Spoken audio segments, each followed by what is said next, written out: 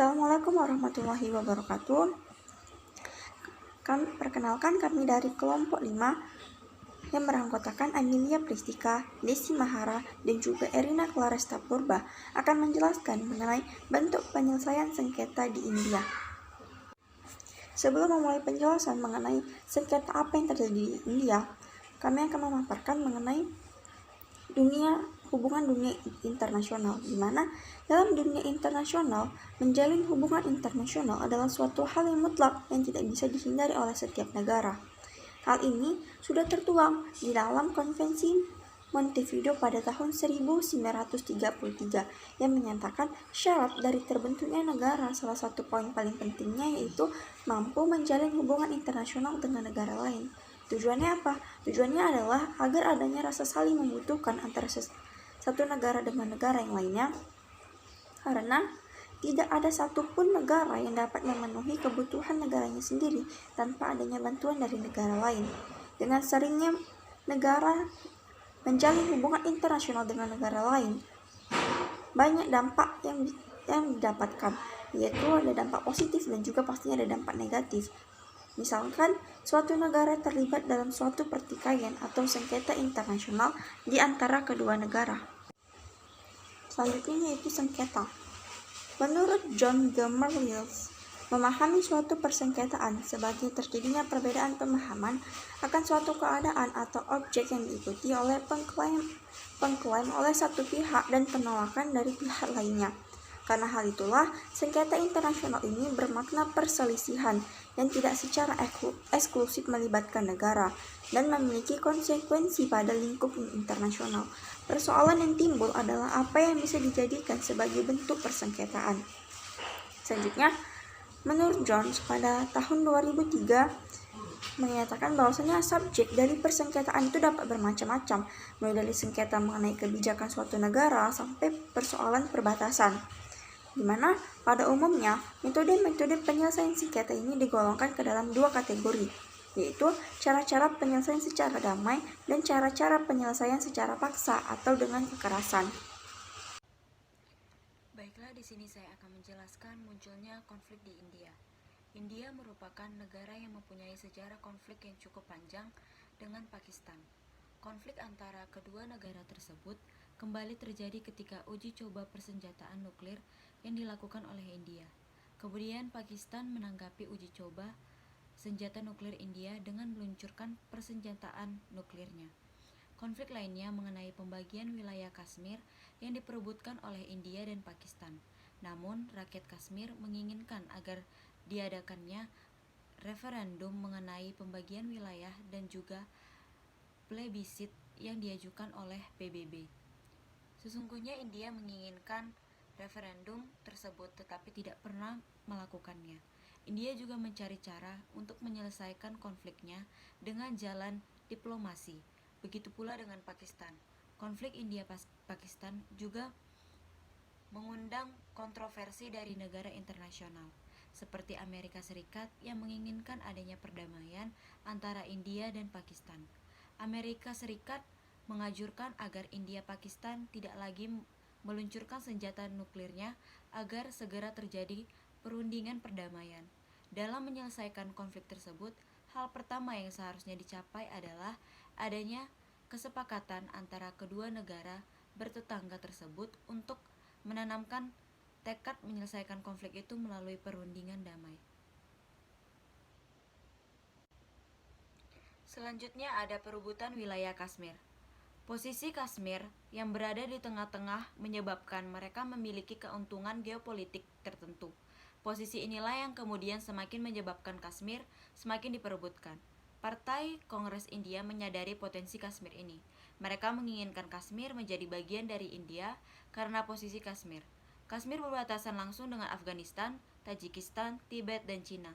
Mereka menganggap bahwa dengan bergabungnya Kashmir ke India, mereka memiliki peluang untuk mempengaruhi negara-negara lain dengan mempertimbangkan bahwa Kashmir dianggap sebagai pintu masuk untuk mempengaruhi negara-negara tersebut. Di samping itu, Kashmir juga bisa dijadikan benteng pertahanan yang cukup strategis bagi militer India. Kashmir yang disebut sebagai surga dunia di Asia Selatan, yang tentunya apabila dikelola dengan baik untuk ekonomi wisata, maka akan menghasilkan devisa yang tinggi bagi negara yang memilikinya. Maka tidak heran apabila India dan Pakistan selalu berseteru untuk memperebutkan wilayah tersebut. Namun ada berbagai latar belakang lain yang menjadi penyebab konflik India-Pakistan atas wilayah Kashmir. Masa sebelum kemerdekaan, kedua negara juga berperan penting dalam isu sengketa wilayah Kashmir. Selanjutnya ada penyelesaian konflik di Kashmir. Dalam mencari solusi untuk penyelesaian konflik Kashmir, PBB lebih mengedepankan cara-cara damai tanpa kekuatan militer demi mewujudkan perdamaian dan keamanan bersama. Sesuai dengan konsep liberalisme, dikatakan pula bahwa untuk mencapai perdamaian dapat menggunakan cara demokrasi, seperti yang terjadi pada Kashmir. PBB menegaskan pelaksanaan referendum sebagai cara yang demokratis untuk memenuhi status Kashmir. Kepentingan PBB dalam konflik perebutan wilayah Kashmir yaitu untuk menyelesaikan konflik tersebut dengan damai tanpa adanya kepentingan pihak-pihak lain yang mempengaruhi PBB. Selanjutnya, dalam penyelesaian konflik tersebut, pelaksanaan referendum juga belum dilakukan. Kenyataan ini dapat mematahkan teori liberalisme yang menekankan peran institusi dengan jalan perdamaian merupakan cara yang tidak terlalu efektif dalam menyelesaikan permasalahan Kashmir antara India dan Pakistan. Dengan terjadinya kembali 2 kali perang besar antara India dan Pakistan memperlihatkan bahwa konsep realisme yang menggunakan jalan perang dan keamanan lebih efektif terhadap permasalahan Kashmir. Cara-cara anarki yang dilakukan India dan Pakistan dilakukan agar adanya keseimbangan kekuatan. Berdasarkan konsep realisme, berlarut-larutnya konflik Kashmir dikarenakan adanya kepentingan nasional, faktor keamanan, dan kekuasaan yang kuat. Kebijakan yang dikeluarkan PBB memang menggunakan cara-cara yang damai dan lebih mengutamakan diplomasi. Namun sepertinya usaha yang dilakukan PBB tidak terlalu dapat memperbaiki kondisi hubungan kedua negara karena resolusi yang dikeluarkan PBB tidak dijalankan oleh India maupun Pakistan. Bahkan, proposal saran yang dibawa oleh utusan-utusan PBB ditolak oleh India dan Pakistan. Kegiatan keseluruhan PBB di bidang perdamaian dan keamanan telah menimbulkan pengembangan khusus dan sumbang Majelis Umum PBB, yang menurut ketentuan Piagam merupakan badan yang diberikan tanggung jawab untuk menangani prinsip-prinsip umum mengenai kerjasama di bidang pemeliharaan dan perdamaian internasional, meningkatkan kerjasama internasional di bidang politik, dan mendorong perkembangan kemajuan hukum internasional beserta kodifikasinya. Macam-macam peperangan dalam perebutan wilayah Kashmir. Yang pertama itu ada perang India-Pakistan pada tahun 1947 yang dimana Pakistan merebut 1/3 Kashmir. Pakistan mengklaim bahwa Kashmir sebagai wilayahnya dengan bantuan Pashtun. Yang kedua itu ada perang Pakistan pada tahun 1965 yang dimana pasukan Pakistan berusaha memasuki teritori Kashmir India untuk memicu pemberontakan oleh Kashmir. Rencana ini gagal dan penyusup dapat ditemukan sehingga India membalas hal ini. Yang ketiga itu ada perang India-Pakistan pada tahun 1971 di mana Bangladesh meminta kemerdekaan dari Pakistan. Tentara Pakistan melakukan pembunuhan di Bangladesh dan penduduk Bengali. Yang keempat itu ada perang India-Pakistan pada tahun 1999 juga disebut perang Kargil di mana tentara Pakistan dan beberapa pemberontak Kashmir merebut pos tentara India. Baik, kemudian adapun solusi penyelesaian sengketa wilayah Kashmir. Untuk menyelesaikan perebutan wilayah Kashmir antara India dengan Pakistan harus dilaksanakan hubungan bilateral antara kedua negara tersebut. PBB dan SARC sebaliknya memberikan hak kepada India dan Pakistan atas wilayah Kashmir sesuai dengan letak wilayah masing-masing. Jika tidak ada alasan bagi negara India dan Pakistan untuk saling berebut untuk menguasai wilayah Kashmir secara utuh. Selain itu, PBB dan SALT harus tegas dalam mengambil keputusan dalam menyelesaikan konflik perebutan wilayah Kashmir. Untuk negara yang tidak mematuhi keputusan dari PBB dan SALT sebaiknya dikenakan hukum yang tegas.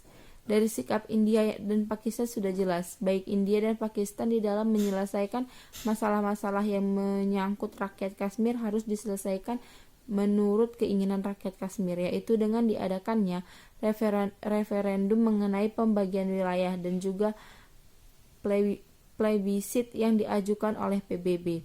Dan jika salah satu pihak menolak, PBB harus menerapkan sanksi yang tegas yang dapat dilaksanakan kepada pihak yang berniat untuk baik dan dalam pelaksanaan referendum itu. Adapun kesimpulan dari pembahasan kami yaitu wilayah Kashmir disebut sebagai surga dunia di Asia Selatan yang tentunya apabila dikelola dengan baik untuk wilayah ekonomi wisata maka akan menghasilkan devisa yang tinggi bagi negara yang memilikinya. Maka tidak heran apabila India dan Pakistan selalu berseteru untuk memperebutkan wilayah tersebut. Adapun solusi yang dapat dilakukan dalam menyelesaikan perebutan wilayah Kashmir antara India dan Pakistan tadi, yaitu harus dilaksanakan sebuah hubungan bilateral antara kedua negara tadi, di mana hal ini harus dilakukan untuk menghindari peperangan kembali antara India dan Pakistan yang sebelumnya sudah terjadi selama 4 kali. Hal ini sejalan dengan pernyataan PBB yang lebih mengedepankan cara-cara damai tanpa kekuatan militer demi mewujudkan perdamaian dan keamanan bersama, sesuai dengan konsep liberalisme. Dikatakan pula bahwa untuk mencapai sebuah perdamaian dapat menggunakan cara demokrasi. Hal ini juga seperti dengan apa yang diinginkan oleh rakyat Kashmir tersendiri. Demikianlah pembahasan kami mengenai bentuk penyelesaian sengketa di India. Semoga dapat menambah pemahaman bagi kita semua. Lebih dan kurangnya kami mohon maaf. Wabillahi taufiq wal hidayah. Wassalamualaikum warahmatullahi wabarakatuh.